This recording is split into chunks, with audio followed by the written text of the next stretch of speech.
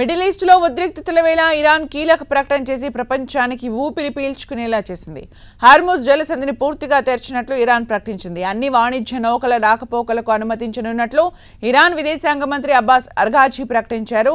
లెబనాన్తో Israel 10 రోజుల పాటు కాల్పుల విరమణ ఒప్పందం కుదుర్చుకున్న నేపథ్యంలో ఇరాన్ నుంచి ప్రకటన వెలువడింది. సీజ్ ఫైర్ కొనసాగినంత కాలం హార్ముజ్ జలసంధి తెరిచే ఉంటుందని స్పష్టం చేసింది.